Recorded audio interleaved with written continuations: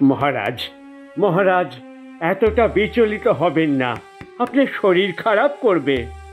আর শরীর, আমার জাহাজটা যে কোথায় রয়েছে সেটা ভেবে আমি অস্থির হয়ে যাচ্ছি মন্ত্রীমশাই। মহারাজ, আজকে 3 দিন ধরে 5টি নৌকো ওই জাহাজের সন্ধানে সমুদ্রে তল্লাশি চালাচ্ছে। জাহাজের খোঁজ নিশ্চয়ই পাওয়া যাবে। তাই যেন হয় মন্ত্রী, তাই যেন হয়। ওই জাহাজ যে বাণিজ্য করে বিপুল ধনসম্পত্তি নিয়ে ফিরছিল তা তো তোমার অজানা নয়। আমি সবটাই জানি মহারাজ। ওই জাহাজের সম্পদ থেকে রাজকোষ যে অনেকটাই সমৃদ্ধ হবে তাতে সন্দেহ নেই। কিন্তু সমুদ্রের বিধ্বংসী ঝড়ে ওই জাহাজ যে কি অবস্থায় আছে জানি না। তার উপরে চিন্তা, ডাকাতের উপদ্রব। মহারাজের জয় হোক।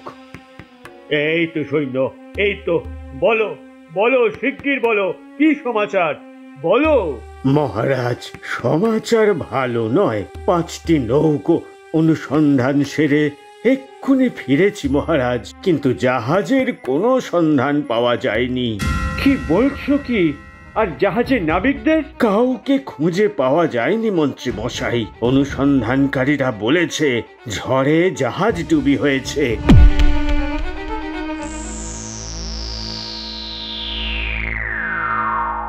রামপুরীর বাসিন্দা খগেনের বাড়িতে আজ 2 দিন হলো ভাত চড়েনি। আসলে খগেন একজন মাঝি। নদী থেকে সমুদ্রে মাছ ধরে সেগুলো বিক্রি করে তার সংসার চলে। কিন্তু হঠাৎই গুরুতর অসুস্থ হয়ে পড়েছে সে। তার 2 ছেলে যদু আর মধু খুবই চিন্তিত মুখে দুয়ারে বসে রয়েছে। তাদের মা শোভা এসে বলল, আরে যদু, জানা বাবা, মাধবের দোকান থেকে 2টো চাল নিয়ে আয়। সে আমি পারবো না মা। মাধব কাকার দোকানে অনেক টাকা বাকি রয়ে গেছে, ধারে চাইতে গেলে সে গাল পারে। কপাল, এসবই আমার পোড়া কপাল। ওদিকে তোর বাবা অসুস্থ, এদিকে ঘরে একটা দানা নেই। হে ভগবান। দাদা, এভাবে কতদিন চলবে বলতে পারিস? বাবার তো বয়স হয়েছে, আমরা ঘরে বসে বসে আর কতদিন খাবো? কিন্তু ভাই, আমরা কি করব বল? আমরা তো পড়ালেখাও শিখিনি তেমন। তাতে কি, আমরা বাবার মতো মাছ ধরতে সমুদ্রে যাব দাদা। এভাবে ঘরে বসে থাকলে না খেতে পেয়ে মরতে হবে যে। কিন্তু বাছা, তোরা পারবি তো? নিশ্চয়ই পারবো, তুমি একদম ভেবো না।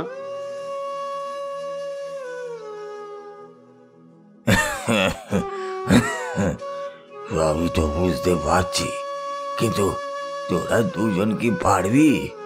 সমুদ্র কিন্তু খুব বিপজ্জনক।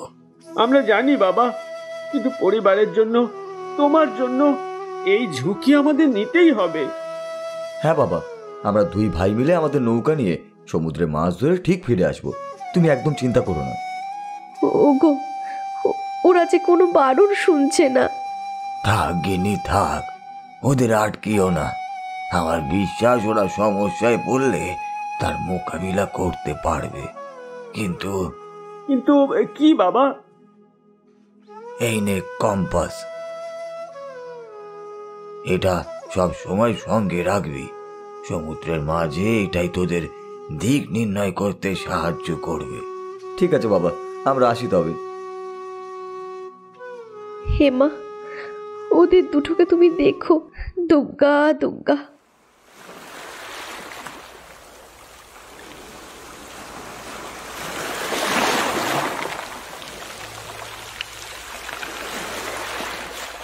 দাদা, দাদা, এই দাদা, মনে হচ্ছে জালে মাছ উঠেছে।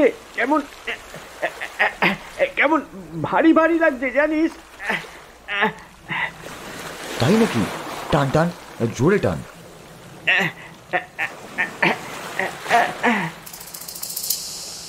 বাহ বাবা বাবা, বেশ কিছু মাছ উঠেছে রে দাদা। এভাবে মাছ ধরতে পারলে এই মাছ বিক্রি করে চাল ডাল কিনে নিয়ে যেতে পারবো, দেখিস। এইভাবেই দেখতে দেখতে সারাটা বেলা কেটে গেল। তখন দুপুর বেরিয়েছে। হঠাৎই আকাশের ঈশান কোণে কালো মেঘ দেখা দিল। ধীরে ধীরে আকাশ মেঘে ঢেকে গেল। যদু বেশ ঘাবড়ে গিয়ে মধুকে বলল, ভাই, আকাশের অবস্থা যে ভালো নয় রে, মনে হচ্ছে ঝড় বৃষ্টি হবে। না না, চিন্তা করিস না দাদা, এই মেঘে বৃষ্টি হতে পারে কিন্তু ঝড় হবে না। ভাই কেবল ঝড় শুরু হয়েছে, হাল যে ধরে রাখা যাচ্ছে না। ঝড় থেমে যাবে দাদা, তুই হাল ছেড়ে দিস না। ঝড়ের দাপটে নৌকার তার ধরে রাখা যাচ্ছে না রে ভাই, এই মাঝ সমুদ্রে আমরা যে ভেসে যাব। ভয় পাস না দাদা, ঈশ্বরে বিশ্বাস রাখ।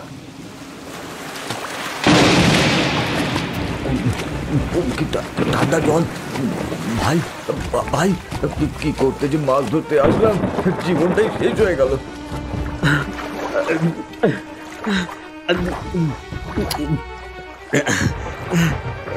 এরকম বলিস না দাদা, ভরসা রাখ।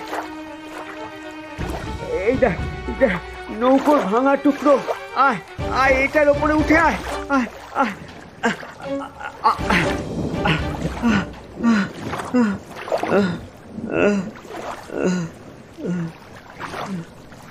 ভাঙা নৌকার টুকরোর ওপরে উঠে জড়ুয়ার মধু ভাসতে থাকলো সমুদ্রের জলে। ধীরে ধীরে ঝড় থামলো। সারা রাত সমুদ্রের জলে ভাসতে ভাসতে দুই ভাই পৌঁছালো সমুদ্রের তীরের একটা দ্বীপে। তখন রাত পেরিয়ে সকাল হয়েছে।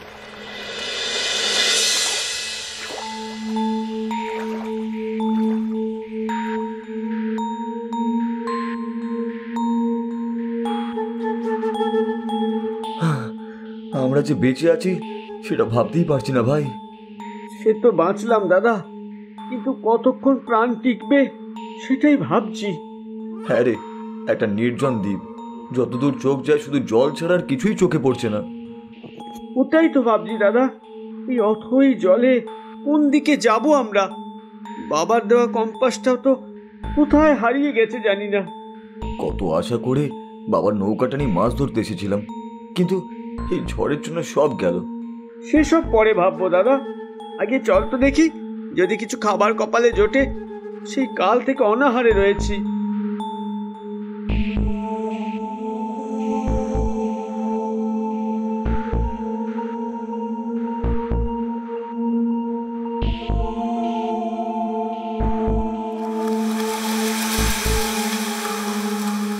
দাদা, এই দাদা, শিগগিরা এখানে দেখ, এখানে কি?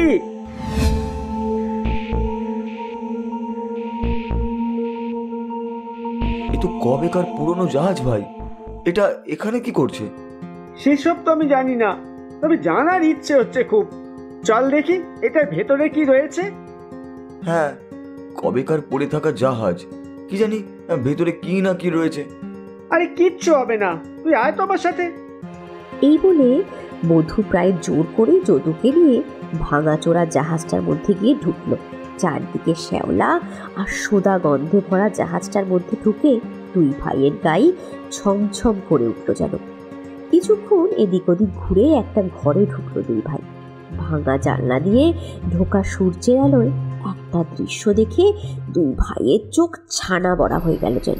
তারা দেখলো ঘরের মধ্যে রয়েছে ঢাই করা স্বর্ণ মুদ্রা। এ তো সোনার মুদ্রা। হ্যাঁ, এই জনহীন দ্বীপে এত সোনার মুদ্রা ভর্তি জাহাজ কোথা থেকে এলো রে দাদা? আমি জানি না ভাই, যদি এইসব সম্পদ আমাদের হতো, আমাদের অভাব দরিদ্রতা সব কমে যেত বল ভাই। হ্যাঁ দাদা, এই ফাঁকা দ্বীপে এই বিপুল সম্পদের কোনো মালিক আছে বলে তো মনে হয় না দাদা। এই সম্পদ আমরা খুঁজে পেয়েছি, এগুলো আমাদের। ঠিক বলছিস ভাই, হয়তো ভগবান এই জন্যই নৌকা ডুবি করে আমাদের এখানে নিয়ে এসেছিল। দেখ দেখ কত সোনা আমাদের, এই সব আমাদের।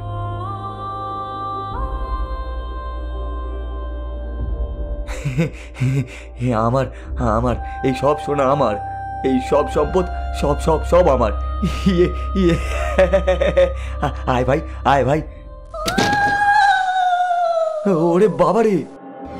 দাদা, কি হয়েছে? কি হয়েছে কি? ওই দেখ, ওরে বাবা রে!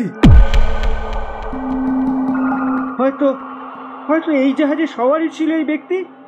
ইস, কিন্তু কিন্তু গলায় গলায় ওটা ওটা কি? হ্যাঁ, আরে আরে পেয়ে গেছি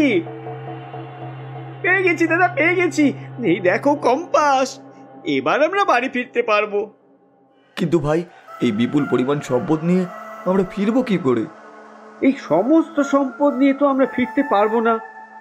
যেটুকু পারবো সেটুকুই নিয়ে যাব, পরে যখনই দরকার হবে আমরা এসে নিয়ে যাব, বুঝলি? ঠিক বলেছিস, এত সম্পদ ঘরে রাখা সুরক্ষিত নয়। এই বলে দুই ভাই মিলে কিছু পরিমাণ সম্পদ নিয়ে ভাঙা কাঠের টুকরো দিয়ে একটা নৌকা বানিয়ে কম্পাসের সাহায্যে বাড়ি ফিরে এলো। এদিকে বাড়িতে তখন তাদের দুজনের চিন্তায় বাবা মা অস্থির। যদু আর মধুকে জীবিত দেখে তাদের মা আনন্দে বলে উঠল, ওগো ওগো দেখো, আমার যদু আর মধু ফিরে এসেছে। বাবা, কোথায় কোথায় ছিলি তোরা? 3 দিন ধরে তোদের চিন্তায় আমরা পাগল হয়ে যাচ্ছিলাম। মা, আমরা মাঝ সমুদ্রে ঝড়ের মুখে পড়েছিলাম, ভাবতে পারি না আমরা প্রাণে বাঁচবো।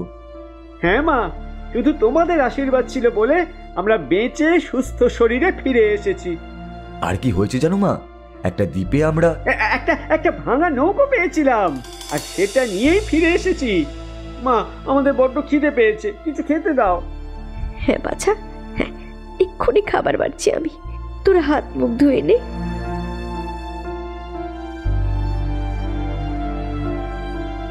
দাদা, এই সম্পদের কথা এখন বাবা মাকেও জানানোর দরকার নেই। কি দরকার? দেওয়ালেরও কান আছে কিন্তু। এরপরে রাতারাতি খগেনদের অবস্থা ফিরে গেল।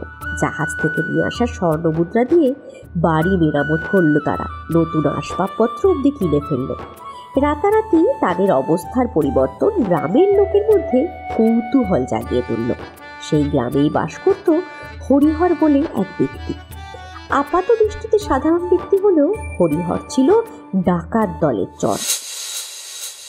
কমের ধাড়িগুলো বলি, কবে থেকে বসে বসে গাব জাল দিচ্ছি, এবার একটা কর করে খবর দে। কি করবো সর্দার, লোকজন এখন সিয়ানা হয়ে গেছে, ঘরে লোহার দরজা বসাচ্ছে। হ্যাঁ সর্দার, সেবার কত আশা করেছিলাম মহারাজের সোনার মুদ্রা ভর্তি জাহাজে হামলা করব, কিন্তু সে করেও বালি হলো। ধুর বুড়বাকগুলো, 5 বছর আগের ঘটনা নিয়ে বসে থাকলে হবে? এখনকার কথা ভাব অপদার্থ। সর্দার, এই আরেকটা মরকট জুটেছে, এখন যাও তো এখান থেকে, টাকা পয়সা হবে না, আমাদেরই ধান্দায় মন্দা চলছে। আমি টাকা চাইতে আসিনি সর্দার, এসেছি একটা খবর নিয়ে। খবর নিয়ে? তা কি খবর শুনি? সর্দার, আমাদের গ্রামে খগেন বলে একটা জেলে ছিল, তার 2 ছেলে যদু আর মধু। খুবই গরিব অবস্থা, মানে একবেলা খাবার জুটলে অন্য বেলা জুটতো না। তুই কি এখানে আমায় খগেনের রামায়ণ শোনাতে এসেছিস? আরে না না সর্দার, শুনুন না। মাঝে 2-3 দিন খগেনের 2 ছেলে গায়েব হয়ে গেছিল। ওরা ফিরতেই দেখি ওদের ভোল একদম বদলে গেছে। কি লটারি টটারি পেয়েছে নাকি? হ্যাঁ, গ্রামের লোককে বলেছে ওর ছেলেরা নাকি এখন নদীতে মাছ ধরতে যায়, সেই থেকে রোজগার বেড়েছে। গ্রামের লোক কিন্তু বিশ্বাস করছে না সর্দার। সর্দার, আমার মনে হয় ওরা গুপ্তধন পেয়েছে, চলো আমরা আজকেই হামলা করি। সব বেয়াদব, এই জন্যই বলি তোরা হলি বুড়বাকের দল, জানলি না শুনলি না হামলা করবে। তবে কি করবো সর্দার? আগে খবর জোগাড় করতে হবে, ওই ছেলেগুলো কোথায় গেছিল। হরিহর, আজ থেকে ওদের বাড়িতে আড়ি পাতবি তুই, খবর বের করে আমায় জানাবি। আগে সর্দার, আগে, যেমন আপনার হুকুম।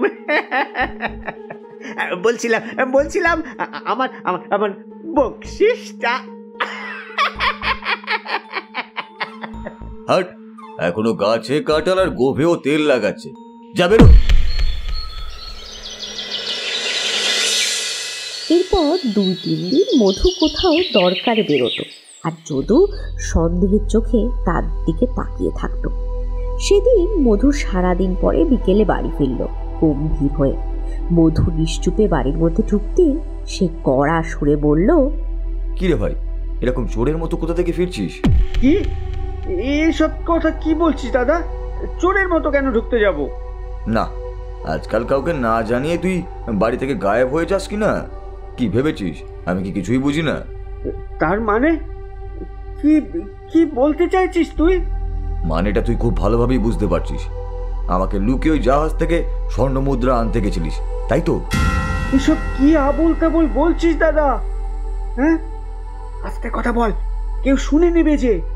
শুনুক লোকে, জানুক তুই নিজের দাদাকে কিভাবে ঠকাচ্ছিস। তোর লজ্জা করলো না আমায় মিথ্যে কথা বলে ওই সম্পদ লুটতে?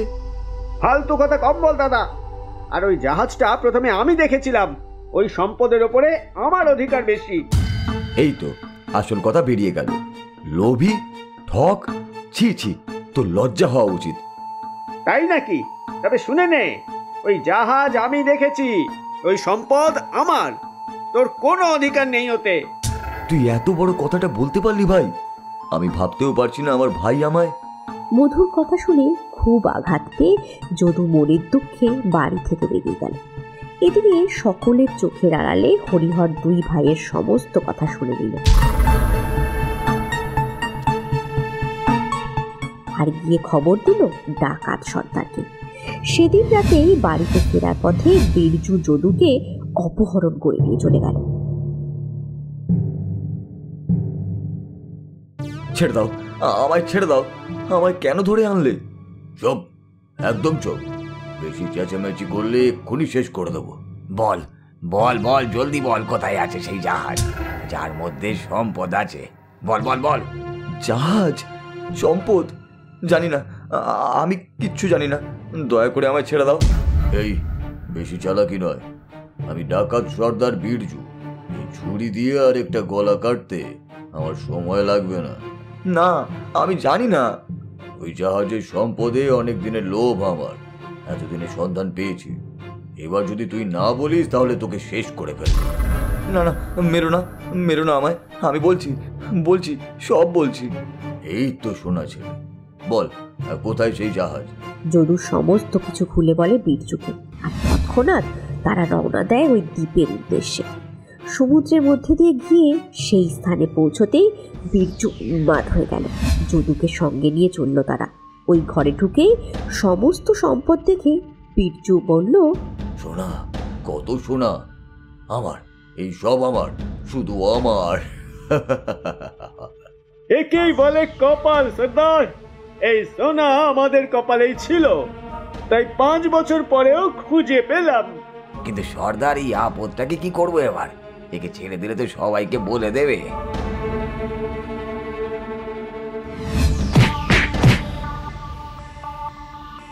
না না, ছেড়ে দাও, আমায় ছেড়ে দাও।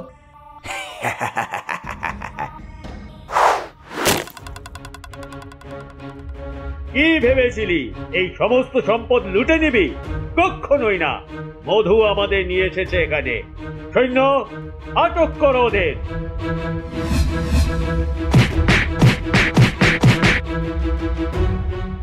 ভাই তুই? কিন্তু তুই কি করে জানলি আমায় ডাকাতরা অপহরণ করেছে? সেদিন তুই রেগে বাড়ি থেকে বেরিয়ে যেতে আমি তোকে খুঁজতে বেরিয়েছিলাম। রাতের অন্ধকারে দেখলাম 3টে লোক তোকে তুলে নিয়ে যাচ্ছে। তারপরেই বাবা বাবা বাবা বাবা সর্বনাশ হয়ে গেছে বাবা।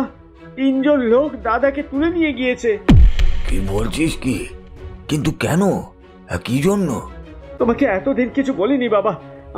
আমরা একটা দ্বীপে বিপুল সম্পদ পেয়েছি, আর ঝগড়ার সময় সেই কথাই জোরে বলে ফেলেছি। হয়তো তুই শুনে নিয়েছিল, আর তাই। কি বললি? জাহাজ ভর্তি সম্পদ? ওই জাহাজ যে মহারাজের জাহাজ। 5 বছর আগে এই রাজ্যের এক জাহাজ বাণিজ্যে গিয়ে সমুদ্রে নিরুদ্দেশ হয়ে গেছিল। কি বলছো বাবা? এই জাহাজ কি তবে সেই জাহাজ? তাহলে তো আমাদের রাজামশাইকে জানানো দরকার। হ্যাঁ মধু, হ্যাঁ, ওই সম্পদের লোভেই তোর দাদাকে অপহরণ করেছে ডাকাত দলের সর্দার। ওই সম্পদ পেয়ে গেলে ওরা যদুকে শেষ করে দেবে। তুমি কি করে জানলে বাবা ডাকাত দলের কথা? ওরা বহুদিন ধরে এই রাজ্যের সঙ্গে শত্রুতা করেছে। ওই সম্পদের প্রতি ওদের অনেক দিনেরই লোভ। আর দেরি নয়, এক্ষুনি মহারাজের কাছে চলো বাবা। মহারাজকে সব কথা বলতেই তিনি আমার সঙ্গে আসতে রাজি হয়ে গেলেন। ক্ষমা করে দে ভাই, আমায় আমায় ক্ষমা করে দে। আজকে তোর জন্যই আমি প্রাণ ফিরে পেলাম। না দাদা, দোষ তো আমারও ছিল রে।